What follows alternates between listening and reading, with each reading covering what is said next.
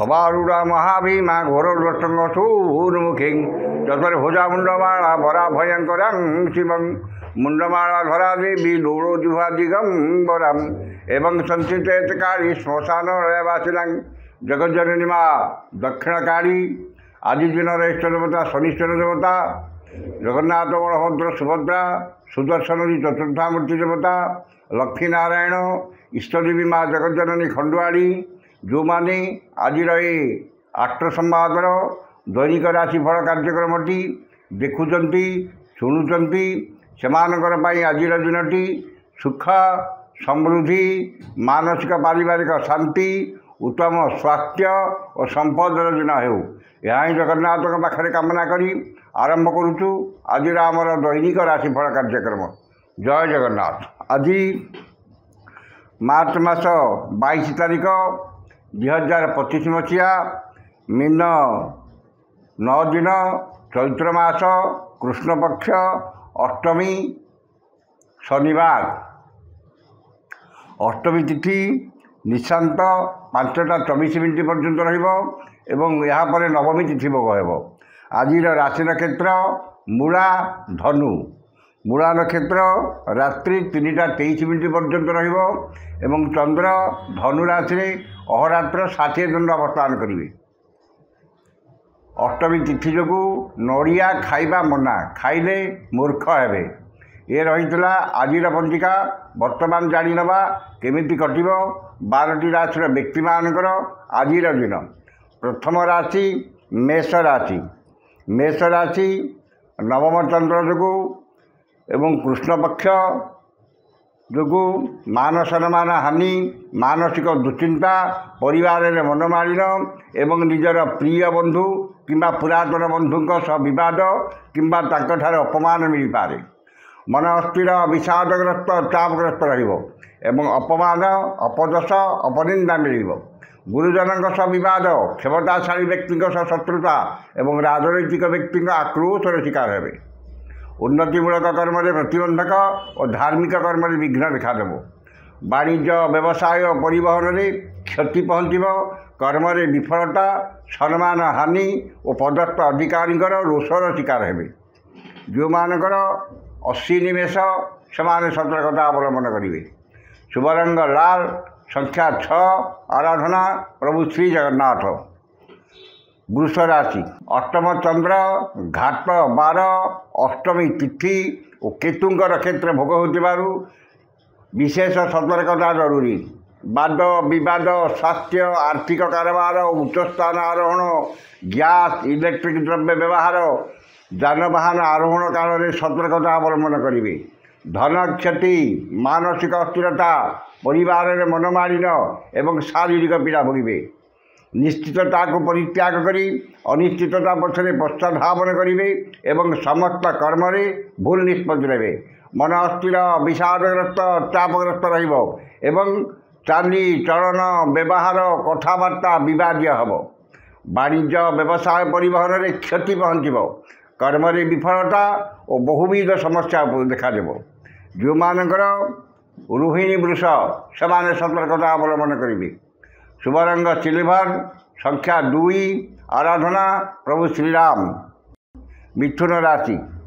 ସପ୍ତମ ଚନ୍ଦ୍ର, ଘାତ ତିଥି, ଅଷ୍ଟମୀ ତିଥି ଘାତ ତିଥି ଯୋଗୁଁ ସମସ୍ତ କର୍ମରେ ଶୁଭଫଳ ମିଳିଲେ ମଧ୍ୟ ମନରେ ଅସ୍ଥିରତା ଓ ଶାରୀରିକ ପୀଡ଼ା ଭୋଗିବେ। ପରିଚିତ ମହିଳାଙ୍କ ଠାରୁ ସାହାଯ୍ୟ, ସହଯୋଗ, ଧନ ମିଳିବ। ପରିଚିତ ଏବଂ ପରିବାରରେ ସୁଖଶାନ୍ତିର ପରିବେଶ ରହିବ। ଦାମ୍ପତ୍ୟ ଜୀବନରେ ମଧୁରତା ଓ ପରିବାରର ସମସ୍ତ ସଦସ୍ୟଙ୍କ ମଧ୍ୟରେ ଉତ୍ତମ ବୁଝାମଣା ରହିବ। ମୂଲ୍ୟବାନ ଧାତୁ, ବସନ ଭୂଷଣ, ସୌଖିନୀ ଘରୋଇ ଉପକରଣ କ୍ରୟ କରିବେ। ଆମୋଦ ପ୍ରମୋଦ, ମୌଜ ମଜଲିସରେ ଅଧିକ ଆଗ୍ରହ ରହିବ ଏବଂ ପରିବାର ପ୍ରତି ଅଧିକ ଯତ୍ନବାନ ହେବେ। ବାଣିଜ୍ୟ, ବ୍ୟବସାୟ ଓ ପରିବହନରେ ଆୟ ଅତି ଉତ୍ତମ ହେବ। କର୍ମରେ ସଫଳତା ମିଳିଲେ ମଧ୍ୟ ଅଷ୍ଟମୀ ତିଥି ଘାତ ତିଥି ଯୋଗୁଁ କିଛି ସମସ୍ୟା ଦେଖାଦେବ। ଯେଉଁମାନଙ୍କର ମୃଗଶିରା ଓ ପୁନର୍ବସୁ ମିଥୁନ ସେମାନେ ଉପକୃତ ହେବେ। ଶୁଭ ରଙ୍ଗ ସବୁଜ, ସଂଖ୍ୟା 4, ଆରାଧନା ମା ଛିନ୍ନମସ୍ତା। କର୍କଟ ରାଶି। ଷଷ୍ଠ ଚନ୍ଦ୍ର ଯୋଗୁଁ ରୋଗ ଋଣ ଦୁଃଖ ଶୋକ କ୍ଲେଶ ମାନସିକ ଅବସାଦରୁ ସାମୟିକ ମୁକ୍ତି ମିଳିବ। ଶତ୍ରୁମାନେ ମିତ୍ରତାର ହାତ ବଢ଼ାଇବେ ଏବଂ ଆପଣଙ୍କ ବକ୍ତବ୍ୟରେ ସମ୍ମୋହନର ଶକ୍ତି ରହିବ। ଯଶ ସମ୍ମାନ ସାମାଜିକ ପ୍ରତିଷ୍ଠା ଓ ସମସ୍ତଙ୍କର ଶ୍ରଦ୍ଧାର ପାତ୍ର ହେବେ। ପରୋପକାର ସମାଜ ସେବା ଓ ଧାର୍ମିକ କର୍ମରେ ଅଧିକ ଆଗ୍ରହ ରହିବ। ବାଣିଜ୍ୟ ବ୍ୟବସାୟ ଓ ପରିବହନରେ ଆୟ ଅତି ଉତ୍ତମ ହେବ। କର୍ମରେ ସଫଳତା ଓ କର୍ମସ୍ଥାନର ସମସ୍ତ ବାଧା ବିଘ୍ନ ଓ ପ୍ରତିବନ୍ଧକ ଦୂର ହେବ। ଯେଉଁମାନଙ୍କର ପୁନର୍ବସୁ ଓ ଅଶ୍ଳୀଷା କର୍କଟ ସେମାନେ ଉପକୃତ ହେବେ। ଶୁଭ ରଙ୍ଗ ଧଳା, ସଂଖ୍ୟା 1, ଆରାଧନା ଭଗବାନ ଶିବ। ସିଂହ ରାଶି। ପଞ୍ଚମ ଚନ୍ଦ୍ର ଘାତ 12 ଓ ଘାତ ନକ୍ଷତ୍ର ଯୋଗୁଁ ବିଦ୍ୟା ବୁଦ୍ଧି ଜ୍ଞାନ ଗାରିମା ପ୍ରତ୍ୟୁତ୍ପନ୍ନମତି ଦୂରଦୃଷ୍ଟି ଧୀଶକ୍ତି ସ୍ମରଣ ଶକ୍ତି ଲୋପ ପାଇବ। ମନ ଅସ୍ଥିର ବିଷାଦଗ୍ରସ୍ତ ଚାପଗ୍ରସ୍ତ ରହିବ ଏବଂ ଅପମାନ ଅପଯଶ ଅପନିନ୍ଦା ମିଳିବ। ସନ୍ତାନମାନଙ୍କର ଚାଲି ଚଳନ ବ୍ୟବହାର କଥାବାର୍ତ୍ତା ଓ କର୍ମକୁ ନେଇ ଚିନ୍ତିତ ହେବେ। ପାରିବାରିକ ବିବାଦ ଜମିଜମା ବିବାଦ ଓ ପୈତୃକ ସମ୍ପତ୍ତିକୁ ନେଇ ବିବାଦ ଦେଖାଦେବ। ବାଣିଜ୍ୟ ବ୍ୟବସାୟ ପରିବହନରେ ମାନ୍ଦାବସ୍ଥା ଲାଗି ରହିବ। କର୍ମରେ ବିଫଳତା ଓ ସହକର୍ମୀଙ୍କର ଉପହାସର ପାତ୍ର ହେବେ। ଯେଉଁମାନଙ୍କର ମଘା ସିଂହ ସେମାନେ ସତର୍କତା ଅବଲମ୍ବନ କରିବେ। ଶୁଭ ରଙ୍ଗ ଗୋଲାପୀ, ସଂଖ୍ୟା 3, ଆରାଧନା ମା ମାତଙ୍ଗୀ। କନ୍ୟା ରାଶି।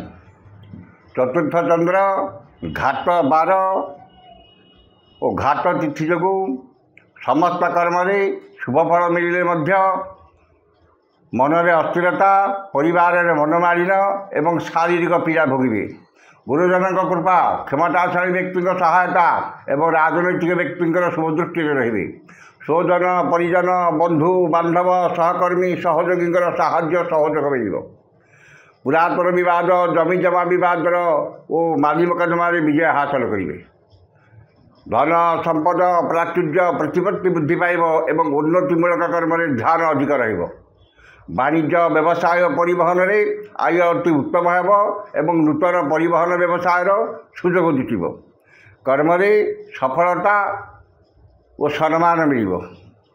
ଯେଉଁମାନଙ୍କର ଉତ୍ତରା ଫାଲ୍ଗୁନୀ ଓ ଚିତ୍ରା କନ୍ୟା ସେମାନେ ଉପକୃତ ହେବେ। ଶୁଭ ରଙ୍ଗ ମେରୁନ, ସଂଖ୍ୟା 4, ଆରାଧନା ମା ଛିନ୍ନମସ୍ତା। ତୁଳା ରାଶି। ଘାତ ଚନ୍ଦ୍ର ଯୋଗୁଁ ମନରେ ଘାତ ଚନ୍ଦ୍ର ଶନିବାର ଅଷ୍ଟମୀ ତିଥି ଯୋଗୁଁ ମନରେ ଦୁଶ୍ଚିନ୍ତା ଦୁର୍ଭାବନା ଏବଂ ହତୋତ୍ସାହ ଭାବ ପ୍ରକାଶ ପାଇବ ଏବଂ ଚାଲି ଚଳନ ବ୍ୟବହାର କଥାବାର୍ତ୍ତା ବିବାଦୀୟ ହେବ। ମନରେ ଅସ୍ଥିରତା ପରିବାରରେ ମନମାଳିନ ଏବଂ ଭାଇ ଭଉଣୀଙ୍କ ସହ ବିବାଦ ଉଗ୍ର ରୂପ ଧାରଣ କରିବ। ସମସ୍ତ କର୍ମରେ ଭୁଲ ନିଷ୍ପତ୍ତି ନେବେ ଏବଂ ବିନା କାରଣରେ ବହୁତ ବ୍ୟସ୍ତ ରହିବେ। ମନ ଅସ୍ଥିର ବିଷାଦଗ୍ରସ୍ତ ଚାପଗ୍ରସ୍ତ ରହିବ ଏବଂ ଶାରୀରିକ ପୀଡ଼ା ଭୋଗିବେ। ବାଣିଜ୍ୟ ବ୍ୟବସାୟ ପରିବହନରେ କ୍ଷତି ଦେଖାଦେବ। କର୍ମରେ ବିଫଳତା ଓ ବହୁବିଧ ସମସ୍ୟା ଦେଖାଦେବ।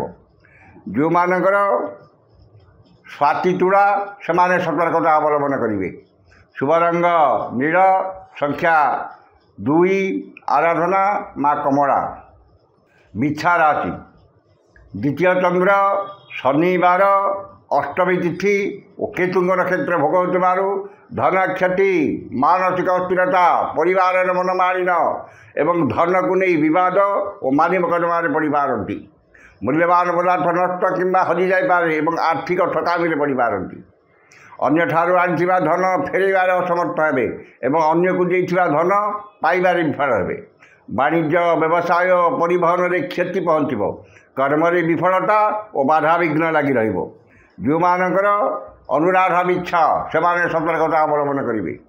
ଶୁଭ ରଙ୍ଗ ଲାଲ, ସଂଖ୍ୟା 3, ଆରାଧନା ପ୍ରଭୁ ଶ୍ରୀରାମ। ଧନୁ ରାଶି। ଶ୍ରୀଚନ୍ଦ୍ର ଯୋଗୁଁ ଓ କେତୁଙ୍କ ନକ୍ଷତ୍ର ଭୋଗ ହେଉଥିବାରୁ ସମସ୍ତ ଅସମ୍ପୂର୍ଣ୍ଣ କର୍ମକୁ ସମ୍ପୂର୍ଣ୍ଣ କରିବାରେ ସମର୍ଥ ହେବେ ଏବଂ ଧନ ମାନ ସମ୍ମାନ ସୌଜନ୍ୟରେ ସୁସମ୍ପର୍କ ପରିବାରରେ ସୁଖ ଶାନ୍ତି ଲକ୍ଷ୍ମୀଙ୍କର କୃପା ଏବଂ ସୁଖାଦ୍ୟ ସୁବଚନ ପ୍ରାପ୍ତି ହେବ। ବାଣିଜ୍ୟ ବ୍ୟବସାୟ ପରିବହନରେ ଆୟ ଅତି ଉତ୍ତମ ହେବ ଏବଂ ନୂତନ ବ୍ୟବସାୟର ସୁଯୋଗ ଜୁଟିବ। କର୍ମରେ ସ୍ୱଳ୍ପ ପରିଶ୍ରମରେ ଅଧିକ ସଫଳତା ସହକର୍ମୀଙ୍କ ସହଯୋଗ ଏବଂ ନୂତନ କର୍ମାରମ୍ଭ ପାଇଁ उद्यम जारी रखिए। जो मानकर पूर्वाषाढ़ा और उत्तराषाढ़ा धनु से उपकृत हेबे। शुभ रंग हलदिया, संख्या 5, आराधना प्रभु श्री जगन्नाथ। मकर राशि द्वादश चंद्र, शनिवार, अष्टमी तिथि और केतुंगर क्षेत्र भोग होतिबारु असंभव को संभव कर समर्थ हेबे। समस्त आशा आकांक्षा अभिलाष पूर्ण एवं समस्त ईप्सित पदार्थ हाथ पांतरे उपलब्ध हेब। नूतन कर्मारंभ, विद्यारंभ, व्यवसाय आरंभ योजना करेंगे एवं से सफलता पाइबापी निजक प्रस्तुत करेंगे। आकस्मिक धन लाभ, कौन विशेष सूत्र धन प्राप्ति एवं अन्य को देथिबा धन हृत धन फेरी पाइबे। समस्त गुरुत्वपूर्ण निष्पत्ति नेबार समर्थ हेबे एवं विदेश यात्रार सुजोग जुटिब। वाणिज्य व्यवसाय परिवहन में आय अति उत्तम हेब। कर्म सफलता और कर्मस्थान समस्त सुविधा सुजोग हासिल करेंगे। जो मानकर उत्तराषाढ़ा और धनिष्ठा मकर से उपकृत हेबे। शुभ रंग कला, संख्या 6, आराधना जगज्जननी माँ काली। कुंभ राशि घात चंद्र जो मनरे अस्थिरता, परिवार में मनमालिन, आर्थिक क्षति, आर्थिक ठकामी पड़ पारती। मूल्यवान पदार्थ नष्ट किंबा हजि जापे एवं धन को नहीं विवाद मारी मकदमार पड़ पारती। अन्य ठारू आनिथिबा धन फेरैबार असमर्थ हेबे एवं अन्य को देइथिबा धन पाइबारे विफल हेबे। मन अस्थिर, विषादग्रस्त, चापग्रस्त रहिबो एवं शारीरिक पीड़ा भोगिबे। वाणिज्य व्यवसाय परिवहन में क्षति देखादेव एवं विपर्ययर सामना करेंगे। कर्म विफलता और कर्मपरि विपद आसीपे। जो मानकर सतरिष्ठा कुंभ से सतर्कता अवलंबन करेंगे। शुभ रंग बैगणी, संख्या 11, आराधना जगज्जननी माँ दुर्गा।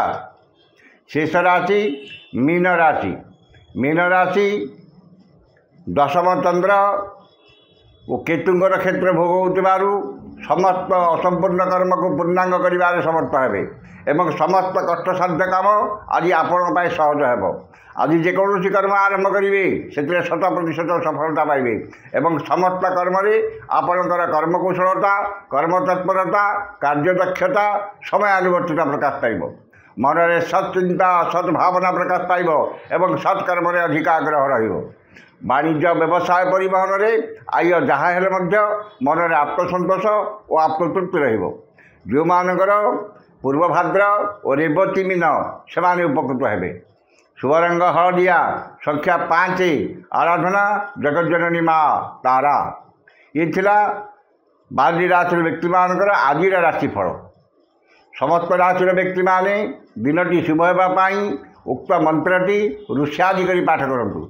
ऋष्यादिटी है गच्छश्री शनिश्चर महामंत्र काश्यप ऋषि अनुष्टुप छंद अर्ध दिवस दिवसाधिपति शनिश्चर देवता स्तुते शनिश्चर देवता मंत्र 178 संख्यक मंत्र जपे विनियोग। ऋष्यादि थे करेंगे एवं मंत्रटी है ऐं ह्रीं श्रीं शनैश्चराय नमः। ये मंत्रटी की सकाल 108 एवं संध्या 108 पाठ करूँ। निश्चित भाव में दिनटी आपंकर मंगलमय एवं शुभमय हे। आज तो समय सरी जाइए, आसंता काली देखा ठीक यही समय विदा दिंतु। जय जगन्नाथ।